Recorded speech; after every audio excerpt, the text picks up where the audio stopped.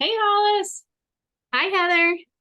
Hello, everyone, and welcome to a special edition of Work Your Best Life, where we're actually going to talk about the future of work. Yes, so we decided to put out this video in response to all of the webinars, research, and articles on the future of work and how AI is impacting work. This is an important conversation because work is in the midst of a big, massive change. And what we found out is a very exciting change. There's a lot of positive to what is happening right now, and we want you all to be on the forefront of the opportunities that are in front of us. Yeah. In particular, we're going to be sharing a link to a webinar that we found useful. It was through Addeco. There's also a giant research article, and we'll share that as well. Yeah. I know that I get a ton of questions about, I want a new role or a new job, but I want to make sure that AI doesn't take that job in the future. I know Hollis working with students, they actually are more embracing of now, what can I do with what I know about AI? It just keeps coming up in a whole bunch of different categories, different age groups, different careers. It seems to sometimes be exciting for others and sometimes to be really a threat, and sometimes people are fearful of it. So we want to just tackle all of that and figure out where indeed it is. Is it a threat? Is it a resource? Is it both? What is it? So, and I think the webinar really, when I listened to it, the summary, what I gathered from it was a few key points. The AI revolution, which no one's really calling it that, I made that up, but the AI revolution is kind of like the industrial revolution. From a factory standpoint, the Industrial Revolution made all these changes. Now this is more from a desk job type standpoint of all the changes that can be made. So it's really about efficiency. People immediately think, oh, efficiency means taking away jobs. We'll talk a little bit about the strategy and how it doesn't necessarily mean that, but it is a scary time just because it's change. And so they talked a lot about that. They also talked about what skills AI could replace in humans. So some of that was very transactional type elements, which everyone agreed it can definitely replace that. But there was some debate on the panel during the webinar about if it could replace things like strategic thinking, because a computer can be strategic, but in the end, a lot of the panelists agreed that actually strategy needs a lot more human element and influence when you're creating it. So it necessarily doesn't replace that. The skills that they said would be most important moving forward is really not that much different than we've known. Leadership skills, decision-making skills, human influence skills, really listening to what's happening and being able to customize and put your own human influence or element into that. And then we'll talk a little bit about the jobs that they said it could actually create instead of the ones that it would just take away. So there's more to it. We highly encourage you to listen to the whole thing, but that's really a lot of the key summary points that I think were important. That's great. And in a summary of what I heard you say is that AI is absolutely here. We are in the messy middle where companies are trying to figure out what this means for their business. It gives us an opportunity as employees, if we want to own our own career and create our own career strategy, gives us a chance to be in the driver's seat here and part of that change and directing how we use AI in our own personal lives. Yeah, you get to design what you want it to be in your career at this stage. If we wait too much longer, you'll probably be directed how it impacts your career. But I think right now we can actually jump in and design and suggest different ways that we might be able to use it in our given roles and be on the forefront of it. And actually, it could be a strength for all of us. Exactly. So the webinar focused mostly from a company standpoint. What does this mean for work in general? We want to boil it down for all of you is what does this mean for you and your career? So we've come up with the top 5 things that we find most valuable. I'll list them off and then we'll go into detail. So the first main point is AI is here and it's happening. Second is upskill. There's so much opportunity for you if you capitalize on it now. The third is most people unanimously believe that AI is going to help well-being. Fourth, it can propel you into leadership. And fifth, there's tons of new opportunities coming down the pipeline because of AI. So let's jump into the first one. It's here and it's happening, Heather. I know. And it's everywhere if you stop. Like I told you, Hollis, the other day, jumped on Zoom just like we're on now, and it has an AI companion on Zoom. And I was like, huh, what is this? What does it do? And you can just say, recap this conversation, and it'll give you a little recap of the Zoom webinar you were just on. How amazing is that if you are running out of time? Was it useful when you tested out that feature? Was it good? Yeah, I would say that Zoom is not at the very forefront of what their AI expert is doing. It gave me a quick recap. I tested it and asked it, did that person seem engaged? And it didn't really, couldn't really tell that, obviously. But it did give me a recap of some of the high points that I might have forgotten that we talked about on the call. So I thought that was really helpful because, you get off a call and you're like, oh gosh, what did we say at the beginning? And you can ask it about a specific topic and it will give you a summary. So yes and no. I think it's got some room for improvement, but I thought it was helpful. Yeah, that's really good insights. I was reminded during the webinar of a quote that I had heard a long time ago, which is, you can be one of three people: the person who creates what's about to happen, the one who says, oh, this is happening, or the kind of person who says, oh my gosh, what the heck just happened? And we're in the midst of an opportunity to, like you're doing, test features and figure out, how do we want this to impact our career? Or if you're a leader, how do we want this to impact business? And what governance and opportunities could this create for our business? We can wait until we're directed what to do with AI, or we can fight it and go, oh gosh, what just happened? Now I need to catch up. Yeah. And I'm not one of the first early adopters. You're more that type than I. And just your influence in, hey, let's check this out has really helped me explore it. I wouldn't have thought I would have been in that last category of, oh gosh, what the hell just happened, without your influence. And so I think collaborating with other people and understanding and getting some suggestions from them is helpful because you've mentioned it to me and I was like, oh, what is that AI companion? And then you and I talked about, oh, maybe ask it this, or what about this? Does it do this? And that's the cool exploration that I think can really help people not only explore the new technology, but what they like about it and how their career can intermingle with it. I have to say, the more I learn, the more exciting it is, especially at this stage where not everyone is using it, and the ways that it has cut down and created efficiencies in my life and my career. I'm seeing all the upside at the moment. Yeah, me too. And I wouldn't have. I would have been ignoring it. And now I kind of get excited about, ooh, what about this? Is he smart enough to know this? Like it's cool. So second is upskilling opportunities. So talk more about that, Heather. Yeah, I think in the upskilling, a lot of it can be done in just what we just talked about, exploring yourself, finding when you see it as an option in whatever you're interacting with day to day. What can I do with that? And you just exploring and going, oh, and you can also obviously take courses on it and learn more about it from a more official certification standpoint. I know LinkedIn has some courses themselves in exploring that area, but I think just trying to understand how it impacts you and your day to day is the best way to upskill, just to make yourself aware that it exists. I absolutely agree. One of the easiest places to start is with Chat GPT, because it's an open source. You ask it any question, and not just a simple question that you put into Google, but a much more complex question. You can even have it summarize something for you or write something on your behalf that you could use as kind of an outline. Never just steal and take anything directly from Chat GPT.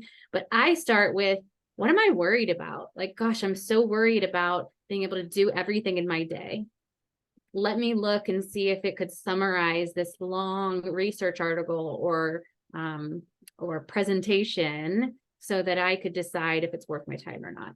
So you can start with what you're worried about and turn it into a wonder. Like, I wonder if Chat GPT could do this for me, and just test it out. So that's some easy, low-hanging fruit for us. Yeah, and do it. You can do it even in your personal life. Like Ask it about a Halloween costume idea or something silly like that that has nothing to do with work, just so you can start to understand the parameters and the boundaries and how you can ask the question differently. And it can be fun too, not just work wise. One thing I did last week was I put into Chat GPT what my job was, where I'm struggling, and asked it how it could help. And it answered me. It said, "This is what I can do for you." So that's another cool thing. One thing I will say is if you are in the midst of a job search currently, absolutely find some kind of certification or way to include AI on your resume. It will set you apart because very few have it yet. I think even Microsoft has some AI training that would look very credible on a resume. And, it's the differentiation point at the moment. Yeah, Microsoft was actually part of the panel on the webinar, and they talked about how they used to be a company where they felt like the culture was we need to know it all. And Chat GPT or AI is actually transferred their culture thinking into we need to learn it all instead of know it all, and that growth mindset. And so I think that's important that everyone is learning it because it is a constant evolution. It being AI is a constant evolution. It's constantly changing and getting better and doing different things. And so if we're all under that mindset, I think it would be really helpful to get aligned with where technology is going in terms of your career, and instead of feeling like, oh, I can't learn that, but to get into that growth mindset. Absolutely. So the third career strategy takeaway from the webinar was it can improve your well-being, which I think naturally we see new technology and think, oh gosh, this is more, something I have to learn, a new added thing. So I'm not sure most of the people who are listening to this would expect that to be one of our takeaways. So would you share more on that, Heather? Of course, it's my favorite because I love the well-being topic. Yes, well-being. I thought it was really interesting when they went down this road, and I was like, oh yeah, it really can help in that way because it can take away some of the more meaningless tasks and let you focus more on the human relation aspect, or maybe the, like we were talking about before, the human influence as it relates to strategy aspect. And I know for a lot of people that's the more fun type work. They feel like they're making an impact, creating a difference, having meaning in their job. And so it can just help you really love your work more and focus on the work that you want to do instead of the meaningless um, task, the transactional type task that AI might be able to take over. So I thought it was really insightful. And yeah, I think it really can help to help people like their work more. I love that. I cannot tell you how many times I have said the phrase, if I could only have a personal assistant.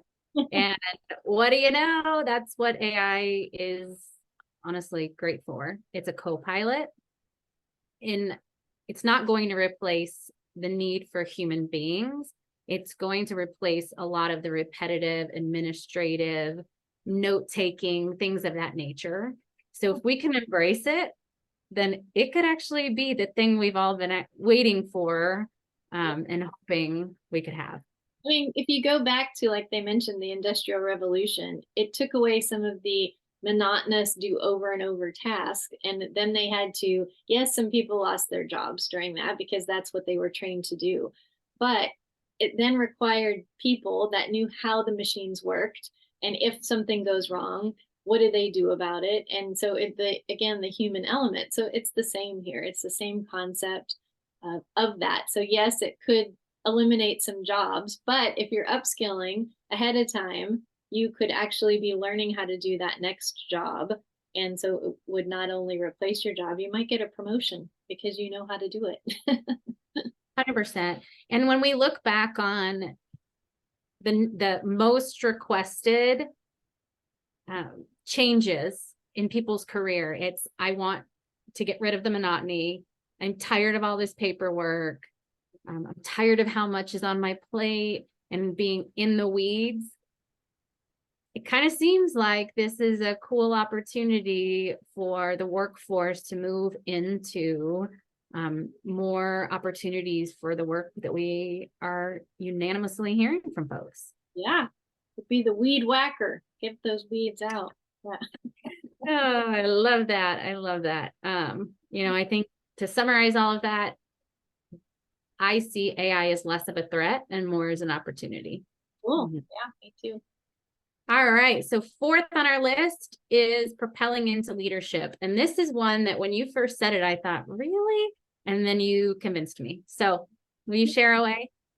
Yeah. So I just think leadership, it kind of goes back to that point I made earlier about the Industrial Revolution and how are you going to help others embrace this and help them grow their career? Once you know what it can do for you, then it's really about that human relationship element again of, okay, now that we know this and this transactional element is out, it's going to allow us to grow in the future in terms of um, how we have an impact on the business, the organization, the culture, really customizing the what we know about something, our knowledge, our experience more than anything, more than our knowledge. We know that customers, the research shows this, but we've actually seen how a customer feels. We've seen how they react to that. So combining the AI knowledge with the human, oh, I know this is what usually happens, the experience, excuse me, I think that's where the leadership comes in. So Yes. I think that the marriage of the two is pretty amazing. Absolutely. I find one of the most important and cool features of AI, and I think in this instance, I may be talking more specifically about ChatGPT and those functions that are being weaved into a lot of the software platforms we use. One of the coolest things is its ability to summarize and give context, which it's really very generative. So as we think about how long it would take us to create a corporate strategy or opportunities, it is doing a lot of the research and allowing us to learn quickly and get us up to speed quickly so that we can focus on what's next, big picture, moving forward, a lot of blueprints and strategies. So if you learn how to use it strategically, it could be your, magic weapon here. Yeah. And like I said, AI hasn't had the actual experience of what your customer or your team or your organization has done in the past and how it relates to that specific strategy. So again, just oh, I get how these two fit together. You're the bridge between those two and allowing that and being the leader of your team and being able to tell, excuse me, a group of, oh, maybe you'll have to take over. Sorry, but telling a group how that can function together and bridge together is so valuable. There's not going to be any machine or computer that can do that element for sure. Love it, which weaves us right into our fifth and final point, which is AI is absolutely going to create new jobs and new job descriptions. Let's be real, it will eliminate current jobs as we know it. However, there will be an equal number of new opportunities that exist. Will you share what you think is most exciting about that? Well, the one that they mentioned in the webinar, they think there's going to be a new job called authenticity expert. And I think that is the coolest title I've ever heard. So I was super excited. I was like, sign me up. Where can I be one of those? But yeah, AI experts. And again, like I was saying, any kind of liaison between the technology and your company or your team is going to be really important. Those jobs are going to come to the forefront as we move forward.